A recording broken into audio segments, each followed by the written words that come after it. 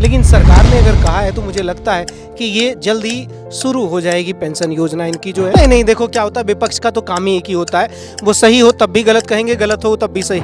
ये है बीजेपी का पावर, एक तरीके से कह लो, या बीजेपी का कार्य कह लो। आपने कहा है तो आपको करना पड़ेगा, आपने वचन दिया था। तो सरकार के पास भी इतना खजाना थोड़ी कि बांटती ही फिरे। जो 2500 रुपये घोषणा की गई है उनको सहमति दे दी गई है। बजट जो सरकार का बनता है उसके बाद उस योजना का लाभ जनता तक पहुंचती है। 6 महीने विलम्ब से हो लेकिन सटीक हो और उसकी व्यवस्था उचित हो तो वो बढ़िया रहे। वर्ष 2013 से 2024 तक करके 1308 करोड़ रुपए खर्च की गई सफाई के लिए। नमस्कार, मैं अवतार, आप देखना शुरू कर दिया आरसीएम न्यूज। बहुत बहुत स्वागत है हमारे सभी दर्शकों का। देखिए, अभी हमारी मौजूदगी है आईटीओ यमुना तट पे और आज 8 मार्च है और आज ही के दिन महिलाओं को बोला गया था कि 2500 रुपया दिया जाएगा। अभी हम इसलिए यमुना तट पे हैं कि चुनाव से पहले यमुना सबसे बड़ा मुद्दा था। अब तो यमुना की तो सफाई लगातार चली रही है, पीछे मैं कैमरामैन को बोलूंगा थोड़ा सा वो दिखा दें। लेकिन सबसे बड़ा जो मुद्दा था कि यमुना के साथ साथ पहली कैबिनेट में महिलाओं को 2500 दिया जाएगा। लेकिन अब कह रहे हैं कि पहली में नहीं जी, 8 मार्च को दिया जाएगा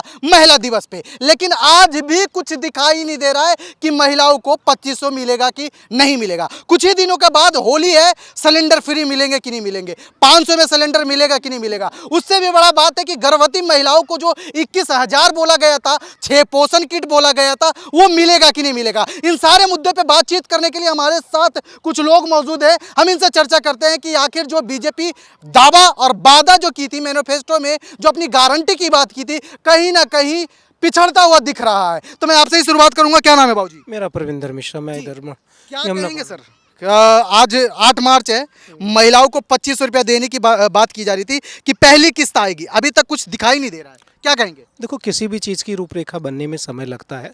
सरकार ने उस टाइम कहा था कि हम प्रक्रिया कर लेंगे, लेकिन ऑलरेडी जो पुरानी सरकार रही वो इतने घाटे में रही और उसने उस टाइम कुछ तरह की डाटा नहीं इकट्ठा किया था। क्या सभी को ऐसे ट्रांसफ़र कर दिया जाए? उसके लिए प्रोविज़न बनाना पड़ेगा, इन्हें उनका पंजीकरण करना पड़ेगा, उनकी अकाउंट्स डिटेल लेनी पड़ेगी, क्योंकि किसी के हाथों में कैश तो नहीं दिया जा रहा, अकाउंट में ट्रांसफ़र किया जा रहा, तो उसकी प्रक्रिया गवर्नमेंट को चलानी पड़ेगी। तो अभी जो है थोड़ा सा समय लगने की संभावनाएँ हैं, लेकिन सरकार ने अगर कहा है तो मुझे लगता है कि ये जल्द ही शुरू हो जाएगी पेंशन योजना इनकी जो है।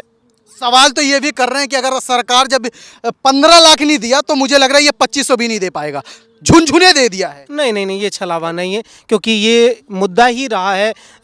इससे पूर्व सरकार ने भी दिया हुआ है और ये सरकार भी करेगी। और सरकार जो है अपने जो वादे हैं, जो उसका मैनिफेस्टो था, उस मैनिफेस्टो में अपनी इस बात को जरूर साबित करेगी कि हमने जो कहा था वो पूरा कर रहे हैं। आतिशी मारलेना को आप जानते ही हो, विपक्ष के नेता भी बने हुए हैं, पूर्व मुख्यमंत्री थे, पूर्व मुख्यमंत्री। उनका कहना है कि ये तो पब्लिक को झुनझुना दे दिया। नहीं नहीं, देखो क्या होता है, विपक्ष का तो काम ही एक ही होता है, वो सही हो तब भी गलत कहेंगे, गलत हो तब भी सही गलत ही कहेंगे। उनके लिए तो हर चीज़ अपने मापदंड के अनुसार होती है। तो मारलेना जी का तो कहना यही, क्योंकि वो इतनी, अगर उन्होंने ही सही किया होता तो क्यों आज ऐसी स्थिति हो जाती कि जिस दिल्ली वासियों ने उन्हें 60 सीटें दी थी, आज वो 22 पे सिमट गई और बीजेपी को 48 सीटों पे पहुंचा दिया। तो कहीं ना कहीं लोगों को विश्वास है इस बात को लेके कि जो बीजेपी ने कहा है वो करेगी और करना भी पड़ेगा। आपने कहा है तो आपको करना पड़ेगा, आपने वचन दिया था। समझिए, आप तो कहते हैं राम राज्य, और राम राज्य में था कि जान चली जाए लेकिन वचन न जाए। तो वही सरकार का भी रवैया रहेगा कि जो उसने मैनिफेस्टो में दिया है उस वचन को निभाया जाए। जो भी बातें कही गई हैं वो सभी पूरी होगी। हाँ, समय जरूर लगता है, क्योंकि सब प्रक्रियाओं से गुजरता है, कई चरणों में प्रक्रिया होती है, कब कहीं जाके उस योजना को धरातल पे लागू करना संभव हो पाता है। लेकिन सवाल सबसे बड़ा खड़ा हो रहा है सर कि कह रहे हैं कि कब देंगे। महिलाओं को कैटेगरी में बांट दिया गया है। मोदी जी ने बोला था कि हर गरीब महिलाओं को मिलेगा, लेकिन उसमें भी कह रहे हैं कि ईपीएल, बीपीएल, नीचे अवस्था, गरीब अवस्था वाले लोगों को। ये क्या मतलब? उसमें तो ऐसी बातें नहीं की गई थी मैनिफेस्टो में। नहीं, ये भी जरूरी है, क्योंकि मैंने मैं ऑलरेडी इतना खाया हुआ, मुझे और खिलाएंगे तो बदहजमी होगी, मेरा पेट ही तो खराब होगा ना। तो सरकार के पास भी इतना खजाना थोड़ी कि बांटती ही फिरे। तो सरकार को भी देखना चाहिए कि आवश्यक किसको है, किसको ज़रूरतमंद है, और हमेशा ज़रूरतमंद को मिलनी चाहिए। जो मरीज़ भी नहीं उसे दवा खिला दोगे तो दिक्कत ही तो होगी ना। तो इसलिए सरकार को ये करना जरूरी भी है कि किसको ज़रूरत है, कौन ज़रूरतमंद है, उसी को मिले। सभी को देना गलत है। जैसे पूर्व सरकार रही, उसने जितनी भी लेडीज़ें थीं वो करती थी, उसमें ट्रैवलिंग करती थी, सबको बराबर किराया नहीं देना चाहिए, वो 50,000 रुपये की इनकम जनरेट कर रही हो तो उस स्थिति में इसलिए वो जल्दी में मैं आपसे आ रहा हूँ 2 मिनट में। जी आप क्या कहेंगे?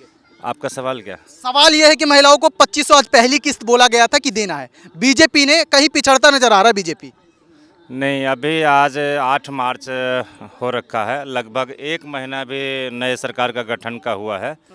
और नया सरकार का भी जब भी कोई चीज़ होती है उसके लिए बजट होता है, बजट होती है, बजट में तय की जाती है। तो दिल्ली सरकार ने बजट में लोगों का सुझाव मांगा है। दूसरी बात, आज की मैं जो जानकारी मेरे पास है उसमें भारतीय जनता पार्टी दिल्ली के द्वारा एक अभी मुझे जो फेसबुक के माध्यम से जानकारी मिली थी, उसमें दिल्ली के जो मुख्यमंत्री रेखा गुप्ता जी हैं उनके द्वारा ये स्टेटमेंट है कि जो 2500 रुपये घोषणा की गई है उनको सहमति दे दी गई है।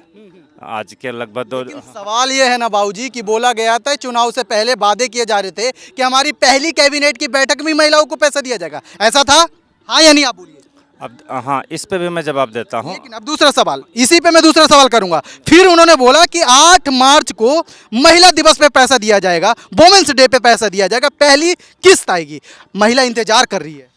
हाँ, मैं एकदम स्पष्ट रूप से कहना चाहता हूँ, मैं राष्ट्रीय राजधानी दिल्ली में नागरिक हूँ, मेरा नाम दीपक मगध। स्पष्ट रूप से सरकार की जो कहा गया है संकल्प पत्र जो है वो 100% लागू होगा। हाँ, उसमें एक चीज़ ज़रूर रखी जाएगी कि जो बात उसमें कही गई है, अब उसमें भी है कि वैसे महिलाओं को मिलेगा जो ज़रूरतमंद है, जिनकी आमदनी 3 लाख तक की है या जो इनकम टैक्स नहीं भर रहे हैं, जो नियम है।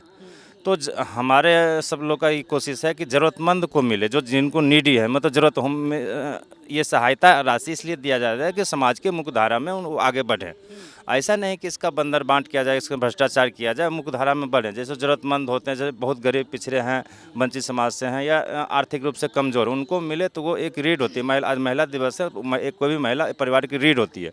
यदि उनको ऐसे सहयोग मिलता है तो बच्चे का परवरिश, शिक्षा के लिए, स्वास्थ्य के लिए अच्छा योगदान रहेगा। सरकार का अच्छा कदम, आशा करते हैं इसमें अच्छी व्यवस्था प्रबंधन करके जरूरतमंद लोगों तक पहुँचे। तीसरी मार लेना कह रही है कि झुनझुना दे दिया गया लोगों को। मैं उस राजनीतिक टिप्पणी पर कोई टिप्पणी नहीं कर रहा, तो पक्ष विपक्ष का जो काम है वो करेंगे। मैं सामाजिक क्षेत्र से जुड़ा हुआ, तो इसमें मैं कहूँगा ये उचित कदम है कि उन्होंने महिलाओं से भी सुझाव मांगा, व्यवसायियों से सुझाव मांगा कि बताइए हम बजट में कैसे पास करें। तो बजट जो सरकार का बनता है उसके बाद उस योजना का लाभ जनता तक पहुंचती है। बजट में वो प्रस्ताव जाता है, उसमें फंड योजना वृत्त बनता है, फिर जाता है। तो उस अभी जो तो मुझे 1 महीना का गतिविधि लगी सरकार की, अभी सकारात्मक है। आलोचना तो चलता रहा, आलोचना का दौर चलता रहता, और तुरंत किसी के पास जादू की छड़ी नहीं, छड़ी घुमाया और वो काम तुरंत हो गया। यदि हो थोड़ा 2 दिन, 2 महीने, 6 महीने विलम्ब से हो, लेकिन सटीक हो और उसकी व्यवस्था उचित हो तो वो बढ़िया रहेगा। आज में हम यमुना घाट पे आए हुए हैं। इस यमुना घाट की सच्चाई ये बताते हैं कि पिछले वर्ष 2013 से 2024 तक करके 1308 करोड़ रुपए खर्च की गई सफाई के लिए। अब उस समय क्या व्यवस्था थी, क्या प्रबंधन था, कुछ तो कमी रही होगी, और अभी क्या व्यवस्था प्रबंधन है, कुछ तो सकारात्मक आ रहेगा, ये तो लोग तय करेंगे। तो इस पे भी सवाल खड़ा कर रहे हैं यमुना पे भी कि 4 मशीनें लगाने से यमुना साफ थोड़ी हो जाएगा। देखिए, राजनीति में सवाल खड़ा करना बहुत अच्छी बात है। एक सकारात्मक राजनीति के पहचाने के सवाल खड़ा करें। यदि सवाल नहीं होगा तो जो सत्ता में बैठे वो काम नहीं सक्रिय रूप से नहीं कर। सवाल करना उनका भी लोकतांत्रिक माध्यम, वो भी विपक्ष में है और जनता के प्रतिनिधि हैं, तो उनका भी काम है सवाल करना, और सत्ता पक्ष का ही काम है कि उसको सकारात्मक ढंग से जनता के लिए देना। अब यमुना थोड़ा साफ हो जाए, पर्यावरण दृष्टिकोण से हो गया, टूरिज्म के दृष्टि से अच्छा योगदान रहेगा। धन्यवाद। चलिए ठीक है, तो जैसा कि देखा, मैं कैमरामैन को बोलूंगा थोड़ा सा आगे आए, क्योंकि मैं इसलिए आगे बोल रहा हूं होने के लिए क्योंकि यहाँ जो 11 सालों में आम आदमी पार्टी की सरकार यानी अरविंद केजरीवाल साहब नहीं किए थे। मैं कैमरामैन को बोलूंगा जरा घुमा के इधर दिखाएं, इधर इधर इधर ही दिखाइए, इधर जो 11 सालों में अरविंद केजरीवाल नहीं किए थे, आज देखिए भाई साहब साक्षात यहाँ पूजा आरती हो रहा है।